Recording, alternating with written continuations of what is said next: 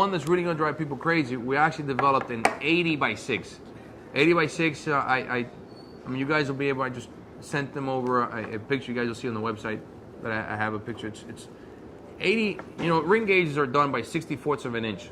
So it's 80 64ths of an inch, or in layman's terms, $1.25 in diameter. That's how big that cigar is. It's completely wide, 80 by 6. That cigar will be out hopefully in the next 2 or 3 months. We're still working on it because sorting out these wrappers, you know, normally for a Connecticut type, you can need 24, 25 inches. For these things, we have to really, really screen through all these wrappers, make sure we get them. To get a leaf big enough. Because the main thing is the consistency. Yeah. I mean, we can make 1 million of them, but they're not going to match. So all the cigars have to match. You know, we don't process any of this tobacco. We don't paint it. We don't do anything to it. So we have to make sure that they're all natural. They all match. And Asylum has been an overwhelming success for us. From what I can remember, and as I've tried to explain, I'm a historian of this business. I'm a traditionalist. I have never heard of a brand that has sold as many cigars as this one ever. In a shorter period of time. Incredible. On launch. That is correct. This cigar did. So let's tell them about the Asylum portfolio for a minute. You know, Asylum is a 5x50, a 6x60, which is a now 70x7, and a 70x7. And because we have some retailers that don't pay that much attention, we made it very simple. The pricing is $5, $6, $7. So whenever they're at the register, it's easy for them to remember. Of course, it changes state to state with the different taxes. But that, excuse me. And we also have another one called the Asylum Premium line, which is, if you look at those cigars, they have the wings on them. And we have also been very... By the way, congratulations. The new issue of Cigar Aficionado is out, and the Asylum Premium has an extraordinary rating in it. How do you remember these things, man? The book, I just saw it yesterday myself. And I looked at it because, of course, we read the articles for Cigar Aficionado all the time. And after we're done reading the articles, we rush to look at the ratings. Yeah. So it takes us like 5 days to look at the ratings. I've had the magazine for a week. No, just kidding. We go immediately. We go to the ratings page, and we see, and I see that the Asylum. So now the 44x4 has gotten tremendous rating, which is a little cigar, great for the cold weather. And then the 50x6 got a great rating from Cigar Aficionado. Yeah. So we have been very fortunate with that as far as the ratings. And Tom Lazuka truly deserves a lot of credit. This guy's been working nonstop. You know, you know, it sounds almost embarrassing to complain, but when you're starting a new cigar company, the travel involved is incredible. I am already at 29,000 miles this year of all the places that I've been to. I can't imagine how many miles Tom Lazuka has, because this guy actually doesn't go home. He did a 16-week stint last year. That guy was on the road for 4 months straight. And that's how committed this guy is. So I truly admire him for that, and that's part of what we've done. And the Asylum, I'm sure you guys are lighting it right now. It's a Nicaraguan cigar. It's full body. It's kick you in the face kind of strength, and that's what Tom wanted. Tom wanted something that's strong. The 50x5 is packed in a 50-count box. So is the 60x6. The 70x7, we put them in a 30-count box. Because if it was a 50-count box, you'd have to put wheels on it. It's like a suitcase. Yeah, you're absolutely right. Very, very, very heavy. Notice, Jonathan, I didn't use the term ton. Yeah. So it's an extremely heavy cigar, and but people have really been enjoying it. They like the way the cigar changes. The wrapper's absolutely beautiful. A lot of care goes into all these because the wrappers are oily, shiny. I mean, it's amazing. It's natural, no processing to any of those wrappers. This is not. That's how they work. It's Nicaraguan stuff. It truly is amazing. You know, we've been extremely fortunate because how many times do you get hit by lightning twice? It doesn't happen very often, and the fact that we were able to do it from this time around, it really is very flattering, and we owe all of our customers, our retailers and consumers, such gratitude for helping us and supporting us with this second project. So Asylum stands as a separate silo, if you will, produced in Nicaragua. This family of brands, and soon to be joined by a new one. CLE lives with the 40 Honduras, and the Corojo in Honduras, and completely driven by the farms that you guys are raising the tobacco for. Now comes, we have to talk about this even though Robert isn't here, and we'll do chapter 2 of this when he gets here. Okay. But let's talk about Wynwood, because Wynwood is an even more ambitious project in a way. I'm not trying to diminish. I'm not trying to diminish Asylum or CLE because they're all. It's like these are the three legs of the stool. But Wynwood is an extraordinary thing. You're coming back to America. You're coming back to Miami again. It's you and you're back and forth. I can't make up my mind which world I'm living in. No, but so tell them about Wynwood. Tell them about tell them about the germination of the idea and then what it's coming into now. Wynwood is the end result of a concept that I had with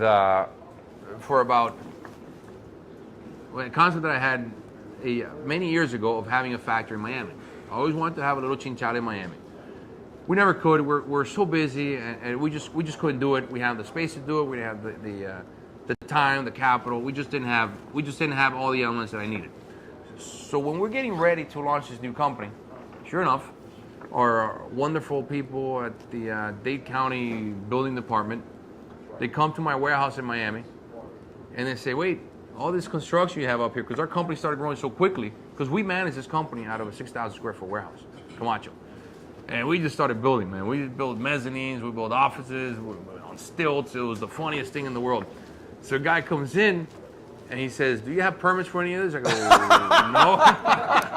"Yeah, we got away with it for 10 years. Yeah. So the guy walks in and says, "Do you have any permits for any of this?" I go, "Listen, no, sir. I don't know the landlord. I don't know if they have it." The landlord's my mother. So I say, these landlords are not very straight up people, man. So we had to knock everything down. And it just turned into a whole thing because, on a side note, once you knock everything down, okay, did you pull a permit to knock everything down? I go, "Listen, golly." So that just turned into a whole, just to get that stupid permit, $8,000 in 16 months. And I clearly nobody from Dade County ever listened to it, so it doesn't mean anything. So I said, okay, so I need to find a warehouse. And because, I'm so traditional, I'm as square as this table when it comes to that. I start looking in 8th Street. I start looking in the Kendall, South Miami, like where I live. Yeah. Right, Calle Ocho, thank you. And I met this kid named Robert Caldwell. He supplies, I met him at the Honduran Cigar Festival. Good looking kid, he's 6'7". He is, not very well house trained, but he's kind of a wild card. He speaks his mind. He's a young guy, man. So, that's something that we're working on him with. But he's going to get us in trouble more than once, for sure. So with this kid, he says, "No, Christian, I know an area called Wynwood you're going to love." We go to Wynwood, and it's dead. This is in the middle of the hood. Wynwood, for a reference, Wynwood was developed by Tony Goldman. Tony Goldman just passed last year. He's the guy who developed Soho and many different areas in New York. What's the other area he developed in New York?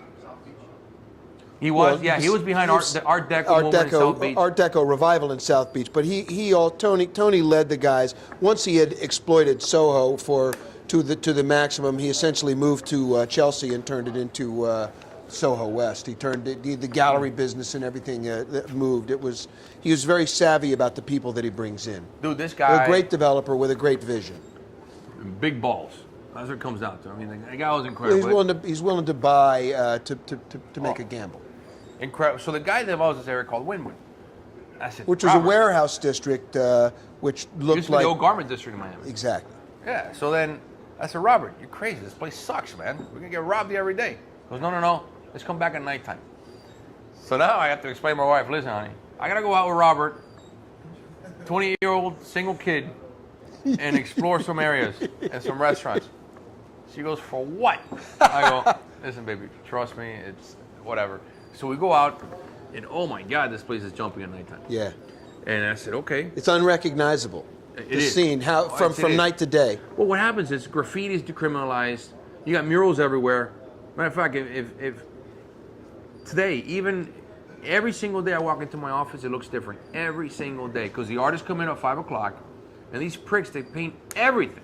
If there's a solid structure, they're going to paint it. We only have one restriction: no pot smoking and no spray paint. Aside from that, they can do whatever they want. They can paint. The rollers tables are painted, the chavetas are all painted, the molds are all painted. Everything's completely painted with different designs, which is actually pretty cool. I mean, some designs are terrible, some designs are good. You guys have some of the boxes here that a couple people freaked out about because they show a little bit of nudity. And so we see this one place, and I said, "Okay, Robert, I'm in. I'll bite. Let's do it." And we ended up getting this 5,000 square foot warehouse, which ended up becoming a very nice place. It was an old diabetes supply call center. We went in there, tore out the carpets, we polished the floors, and we left it like a shoebox. All we have, the only structure that exists are the 2 bathrooms. That's all we have in there. That's where we moved our offices, and I always wanted a nice big office. You know, it's comfortable, you're looking at it, and I always wanted cigars to be made locally in Miami, mainly because it doesn't matter how much I work on this cigar in Honduras. When I travel, this cigar will taste different when I get to Miami. That's right. So you always had this huge risk factor, and the flavor can sway sometimes, and that's what happened to me with the Eiroa blend. Dude, I've been working on this Eiroa cigar since last October. You love the way it smokes in Honduras, but not the way it tastes. I've been separating that effing tobacco since 2009. Everything, from the seed, from the lot, from everything, that tobacco was set aside. Everything. You know, now you put everything together, oh my God, I'm chain smoking the cigars, which I never do. 6, 7 cigars a day, chain smoking. I said, that's it. Bring it back to Miami, smoke 2, 3, 4, oh my God, we lost it. Completely lost the blend. So that is why I wanted to do this thing in Miami. Good. Because whatever blend I come up with in Honduras, I fly the exact same tobacco back to Miami, and we do the blends. So we're adding an extra step to the process. And we're changing a lot of different things about this Wynwood factory. So first we need to get good rollers. And I wanted, in my opinion, it's my personal opinion, the best rollers in the world are in Honduras. I think these guys have a tremendous tact with their hands. I like the way they bunch. If I challenge you guys to get a Honduran cigar, it doesn't draw. They all draw. They have good tact. They're very good at this. So we did a contest in Downley. 5,000 people show up. Out of those 5,000, we ended up picking 20 of them. And out of these 20, we picked the best. We vetted the best to get their visas. It's like $30,000 a visa to bring these guys into the US. To apply to move them from Honduras to Miami. A cultural exchange, that's correct. For 15 months, these guys will be in Miami, bunching the cigars and working the cigars. And we set everything up. And I said, okay, Robert, we need to change everything about this business. We got to take everything that's being done right now. If it's being done like this, we got to flip around and do it like this. The first thing that we need to do is, obviously, you know, we work on our blends for ourselves. That's one thing. But the next thing we need to do is, how do we deliver cigars to people that are as fresh as possible and they haven't been tampered with? By that, I'm not saying anything wrong. What I mean by that is the way production works, at least the way we do it at our new place, we make the cigars. The cigars go sit in a dry escaparate for 6 weeks. From the dry escaparate, the cigars are going to go get packed. After the cigars get packed, they're going to go into a freezer to get rid of the bugs. After the freezer, they're going to go into a container. In that container, the cigars are going to be at a whatever temperature. Who knows what temperature they get up to. After they arrive in Miami 6 days later, 4, 5, 6 days later, they're going to go back into a cold room where they're going to go back in 50 degrees. After those 50 degrees, they're going to go back into a UPS truck, whatever, 100 degrees. After that, they're going to either show up to a retailer miserable ass DC that's like 10 below here, or they're going to go to Arizona that's probably 150 degrees today, or they're going to go to Houston that's got 10,000% humidity. So we don't know where they're going to go, and they're going to go into a humidor. I don't know if the humidification is working right. I don't know if it's whatever. So all these factors apply to it. I said, Robert, so we need to And wait change. a minute, though. Understand one thing. What he's saying is that all of those changes and all of that time completely alters the experience of the cigar. Absolutely. You do not get the same result and you do not experience the same smoke. So what you were enjoying in the factory has nothing whatsoever to do with what arrives on the shelf. I agree 100% with that. You know, matter of fact, if any of you guys are drinking water right now, or anybody out there watching, take a swig of water and immediately take a puff of your cigar. It tastes terrible. Because moisture affects the taste of cigars. Everything affects them. So when you're changing the matter of the state of matter of the water and all these different steps, the flavor could be affected. I'm not saying it does. I said it could be because all these things are happening. Obviously, this is a system that we've all used and it works really well. You know, when was the last time anybody has complained about a bug problem? It just doesn't happen. You know, so it is the best system that exists. I want to see if I can do it not better but differently. So what we're doing in this operation in Miami now, my goal and Robert, I'm going to steal some of Robert's thunder, but I'll just explain it since we're on the subject.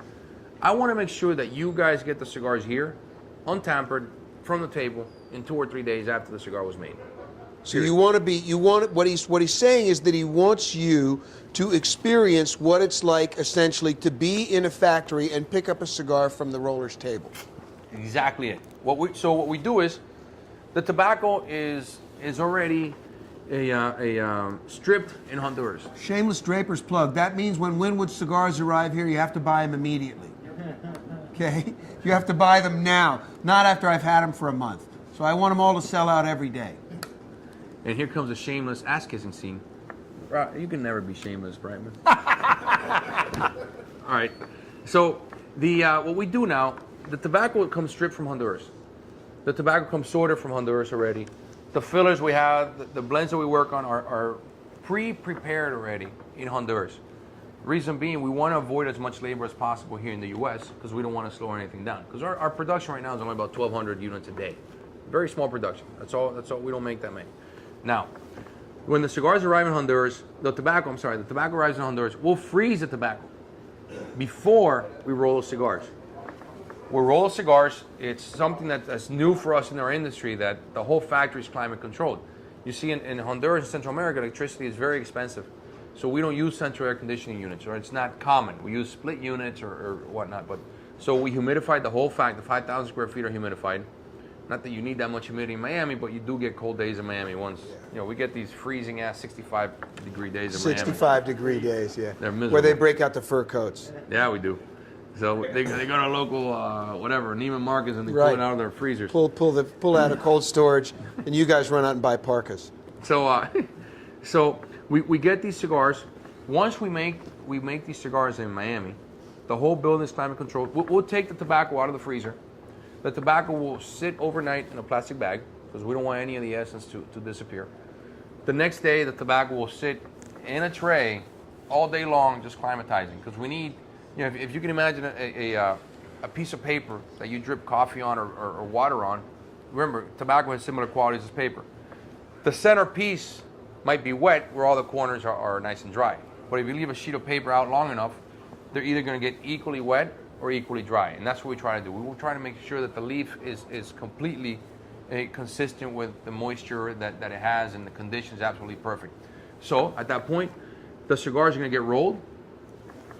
They're going to get packed in the box. We put either a bowl of the pack, or it's bowl of that, or humidity pack, and we'll put them in there. By the way, Tin Swale, you just sold me another box that I just plugged you. That's right. So we're gonna start using these humidity packs. So when they arrive here, they're gonna be at 69%, straight from the roller's table, as soon as the cigars were made. The trick here is, we want you guys to go through this process and experiment yourselves. And that's what's part of the fun. And watch what happens when the cigar ages, as it progresses. I think that, I think you would understand it really well, and that's something that you guys could do here. If you guys get together on Tuesdays or Wednesdays, whatever day you guys get together, okay, guys, bring out your cigars from week 1. Let's do tasting notes. Oh man, they taste terrible. Oh my God, I love it. The sweetness, da. Okay, keep your notes. Bring your cigars already from week 2. The same cigars, week 2, where they've been sitting in your humidor, in your conditions. I'm kind of an oddity. I like cigars almost crispy.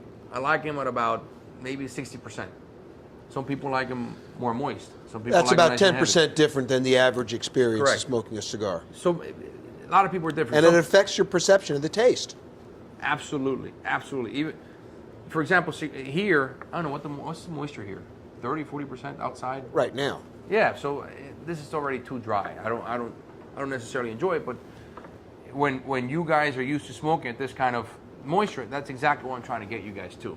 What do you guys like? The same guys that brew I used to laugh at these people that brew their own beer and they age their own wines and their whiskeys. But here I am telling you guys to do the same thing with your cigars.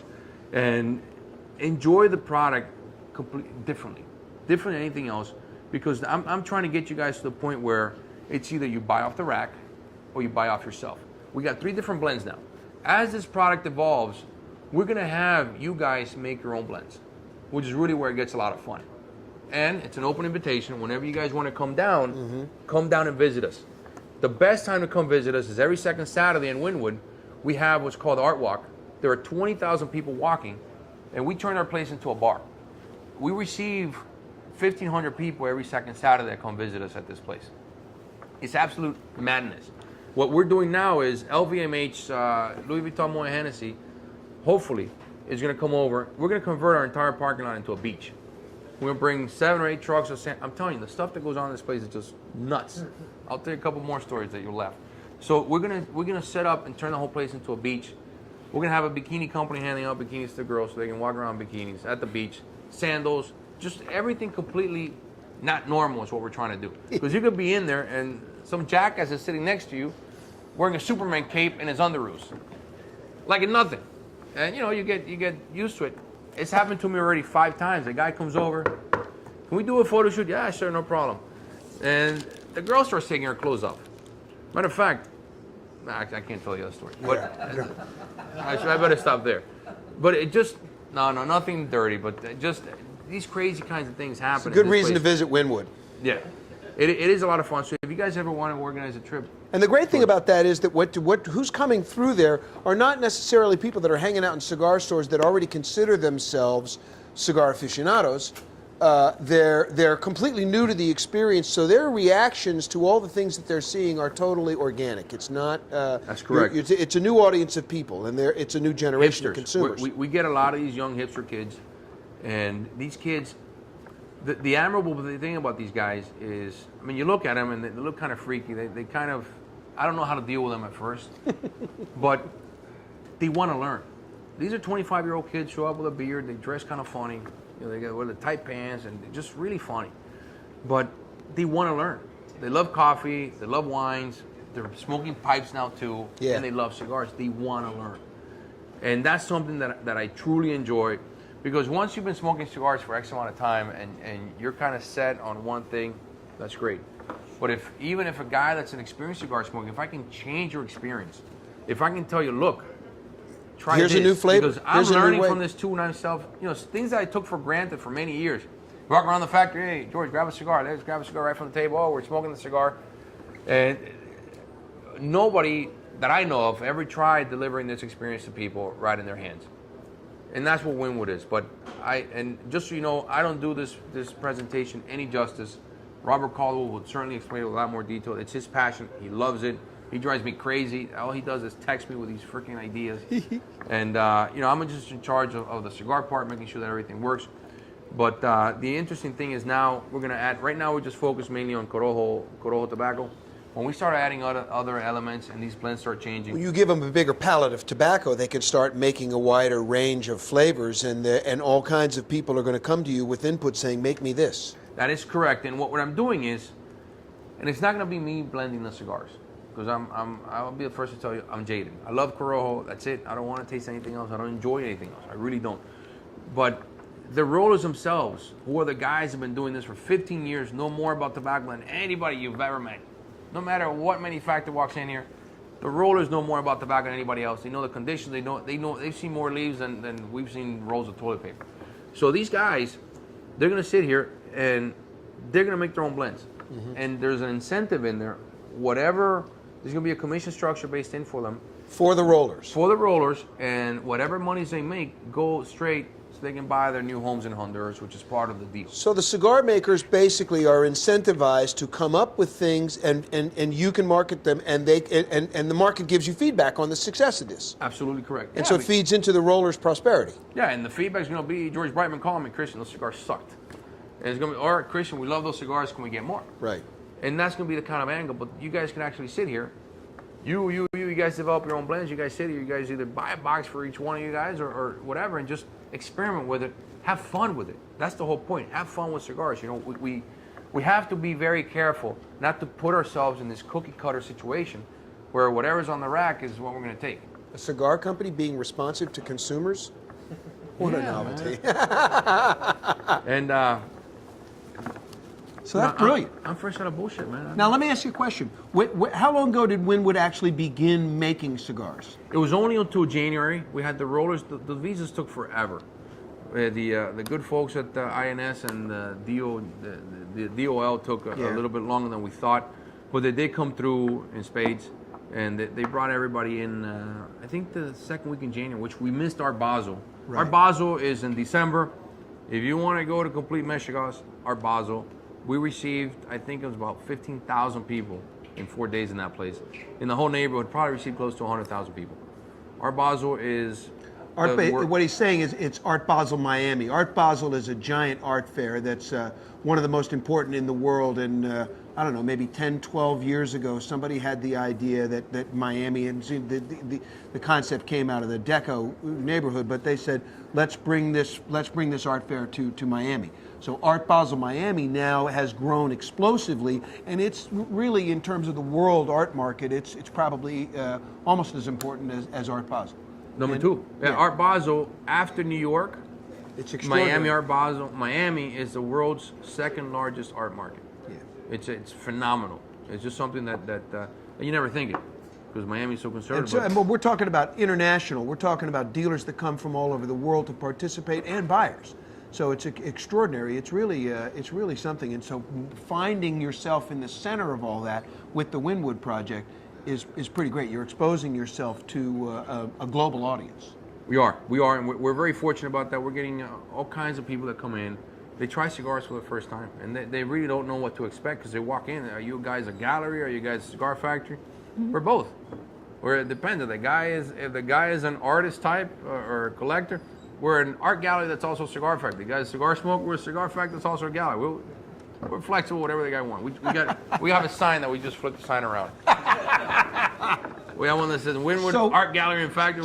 So wait a minute, though. What I was asking is, January is actually when you started rolling. Yes, sir. That is so correct. The cigars, you guys can buy Wynwood cigars today. We have Wynwood. We have 3 sizes of Wynwood here today for you. So you can be amongst the very first people to, aside from those that are walking through Wynwood. Oh, the artist line.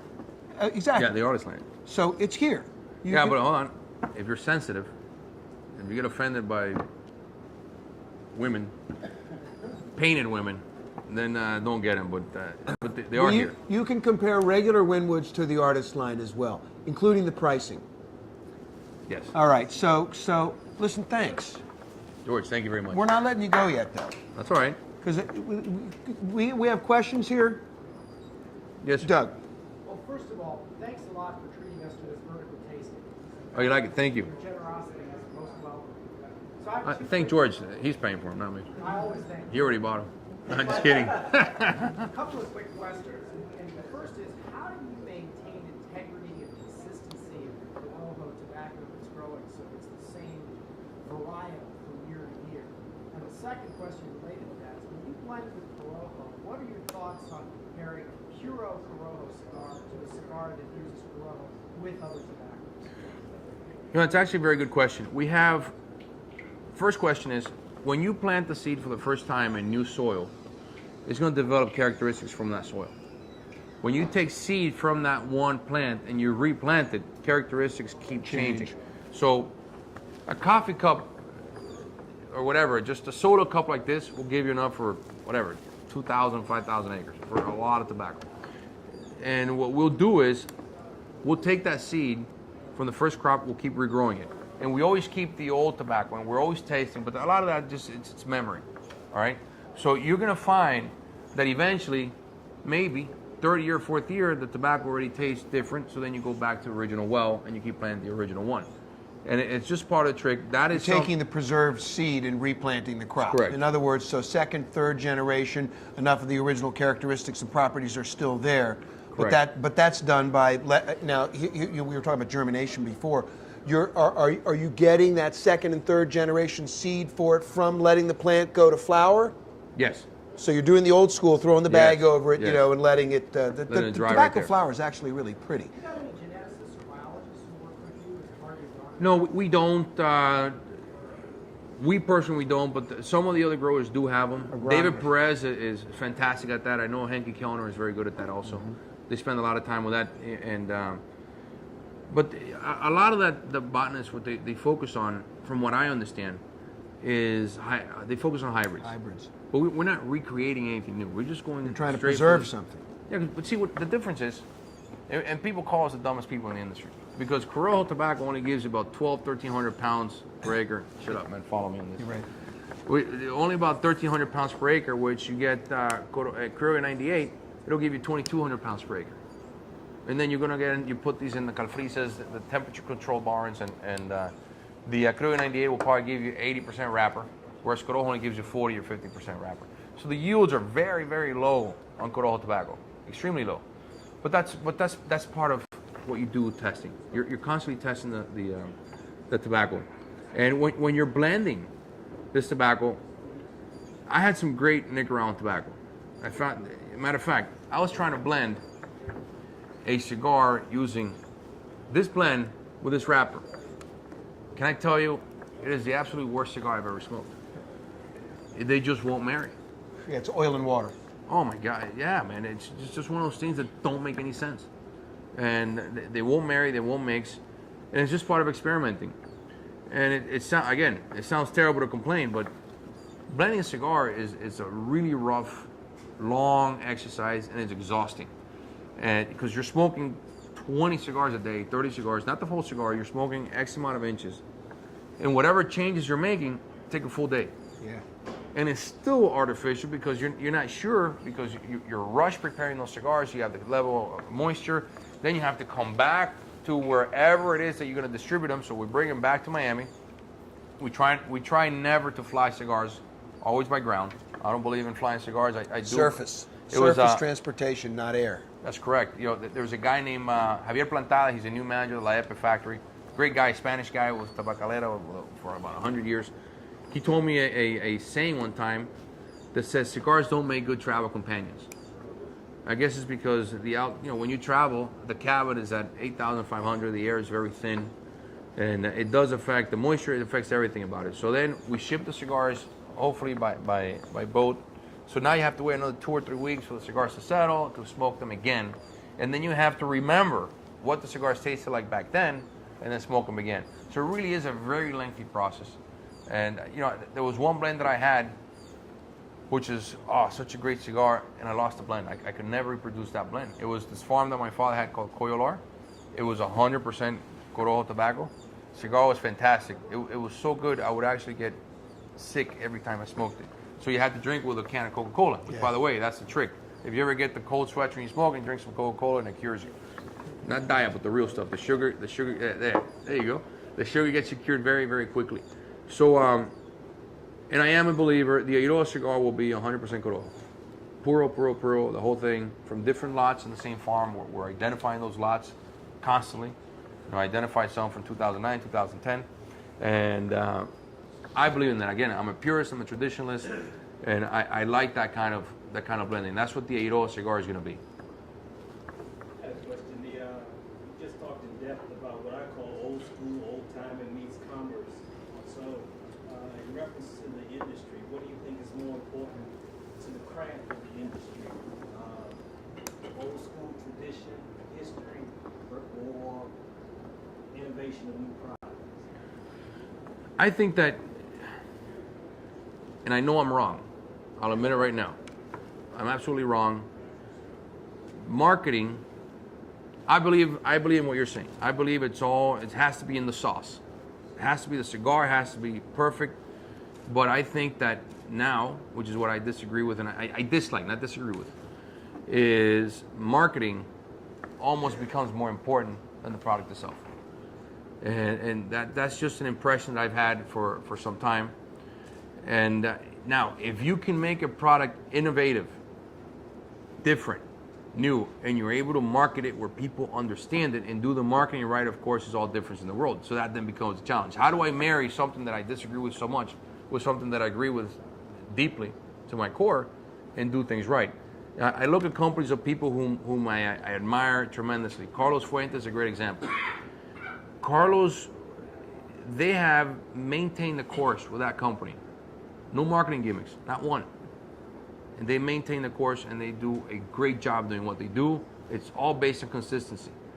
You could argue the same that Padron has done the same thing. Yeah. They maintain this kind of consistency. You look at, I won't mention any names, but other people that come up with their products, and they'll come up with 20 or 30 different ones, and there's a new marketing thing every time, and they too are successful.